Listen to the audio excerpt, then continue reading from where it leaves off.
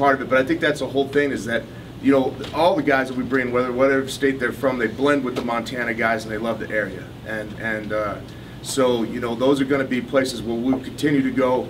The coaches trust us that we're going to take care of their kids, and they're going to graduate and they're going to go home with a great experience. And they're going to go home with a championship ring, they're going to go home with their degree, and they're going to live, you know, good lives. And as that rolls through and you get known in those areas, it makes it easier and easier. So it's better to stay there than to go try another area. Did you have a question? I was just wondering, 2 years for Knight? Knight, he has 2 years to play. That's correct, yeah. You mentioned Knight and Riverside. Watching this film, it looks like they were running a lot of similar stuff that you guys were. Same thing with Tavon Dodd watching his film. Did you guys make that a priority on offense, and how much easier was it knowing you were running the same scheme with Tim coming back? You want to talk about that, Tim? Talk slower. That's possible.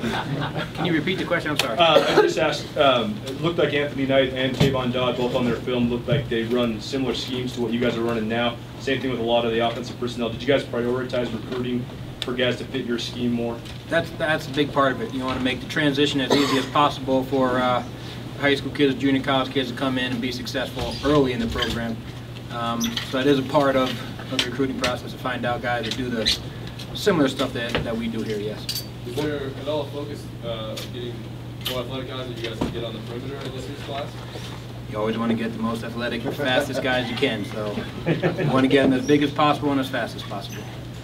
Can you talk about, this is for anyone of you guys, Curtis Amos, he's an interesting guy. I mean, it looks to me like he could play a little H-back, maybe tight end, physical specimen, really fast. I mean, can you just talk about what he brings? Defensive end. He's very versatile. Yeah, forget that last statement. Be on the offensive side of the ball. He's very versatile and allows us to do a lot of things with him. And you need guys in the program that can do that. That can line up in the backfield, line up in the slot, line up at tight end, and play a lot of different places. So he fits the mold for that. Coach Ash, lots of good defensive backs. Several of them thought that they were going to come in here and compete for playing time right away. When do you see that happening? Well, at every position, we always tell the guys, you have a chance to compete right away. We honestly do that. We let them roll. Red shirts are not decided till really the week of the opening game, and everybody has a chance. And our track record shows that we will play freshmen. You know, Nahum Oyakil and Sean Johnson and a whole bunch of them have played. Stephen Bethley, Gords. I mean, a lot of guys have played as freshmen. So kids look at that and they say, hey, well, at Montana State, they do play freshmen once in a while. It does happen. And hopefully we recruit guys who are talented enough to get that done. And I think in the defensive backfield, it's a place you can come in and play. Deontay Flowers did it. Gords did it. Bethley did it. So I think it is possible. 12 of the 23 guys on defense. Why such focus on defense? It's just where our losses were. You know, if you look at like our O-line situation, we had a bunch of those guys coming back. We didn't need to sign 5 O-linemen. We've got everybody back for almost 2 years. And so that, when you take that big clump out of the offensive side, that's why defense is going to have more. We just felt like we needed, and looking ahead too, our issue is going to be heavy graduation losses this coming year at linebacker and safety. And so we just we have to keep rolling guys in. One of those guys, Eric Privos, a versatile guy, played 7 positions, I think, for Charter Oak. Can you talk about what he brings to the team and just the versatility on defense? Kane, you want to talk about Prevost? Yeah. He's a great defensive end. He's a great everything. Eric Prevost, Charter Oak High School, is a linebacker. He will play linebacker here. But he did play, as you mentioned, multiple positions in high school, primarily defensive end. Did stand up at linebacker at times. They put him at nose. They put him at 3 technique. They put him anywhere they could to get an advantage against the opposing team, and he took full advantage of that. 20-some sacks, another 22 tackles for loss behind the line of scrimmage. The guy is what his coach described him as, a freak. He was also an all-CIF wrestler. He is a very hard-working individual on and off the field, and just a tremendous person on and off the field. And that's what I really enjoyed about just being around him. He's a happy-go-lucky, positive individual. So he's going to come in here and fit in very well within our program and within our defensive scheme.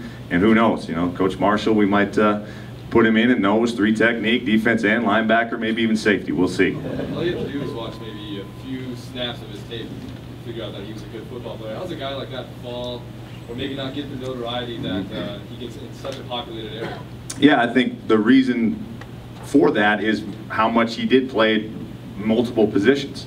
It was tough to pinpoint what exactly he was going to be at our level. And he is, at this point, 6'1", 215 pounds, so if you're talking Pac-12 schools, they're probably going to shy away from him as far as defensive line is concerned. Linebacker-wise, they probably didn't see enough film of him to project him at that position. So there are some different reasons to where he would potentially, if you want to call it, fall to us, or as I like to say, he chose to be a Bobcat. Do you see him as a will? Yes, definitely. He fits very well at that will position. A dynamic player, dynamic playmaker that can do multiple things as far as versus the run, versus the pass, and third down situations. He can get after the passer. How about Moe Akiola, another guy, a safety in high school, but do you see him kind of as a Sam?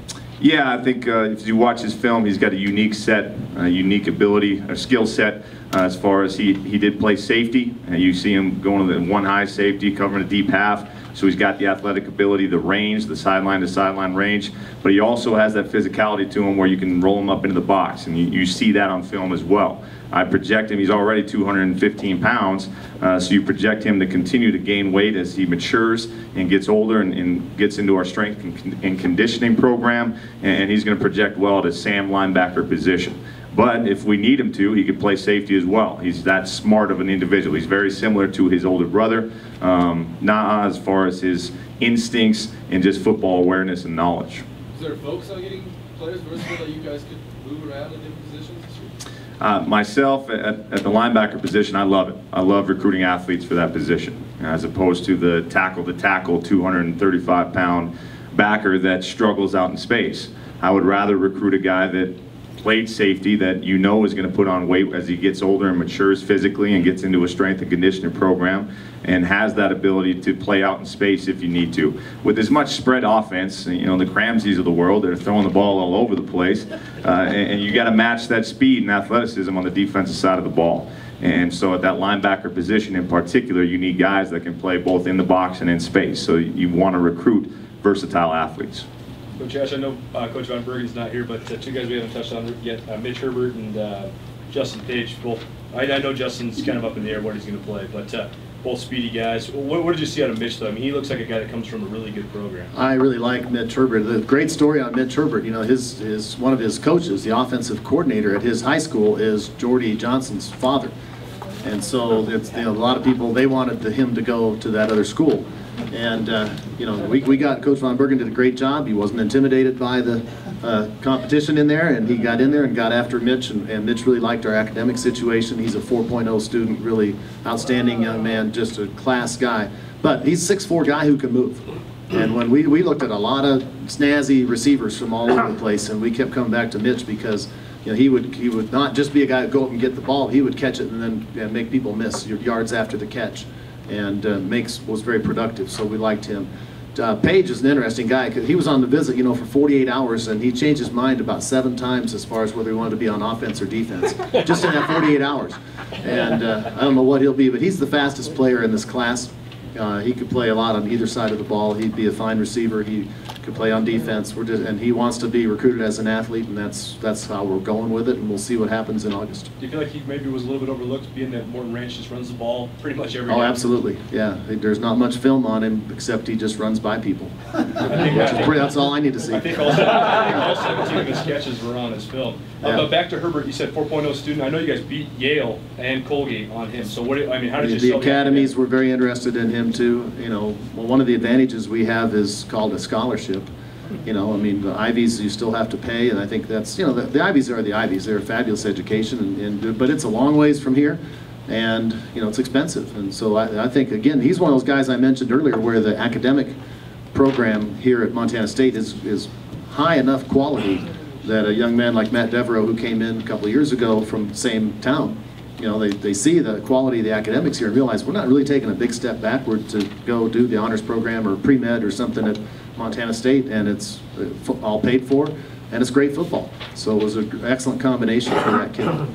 Can you talk about the two specialists? Do you think both those guys will compete for playing time next year? Matt Stewart will compete for playing time at punter with almost nobody. Yeah. The other guys really are kickers first in our group of specialists, and I think all of them would agree with that if they were all standing right here. So we needed a guy at punter who we felt could punt as a freshman, and that's why we went for such a high-quality punter as Matt Stewart.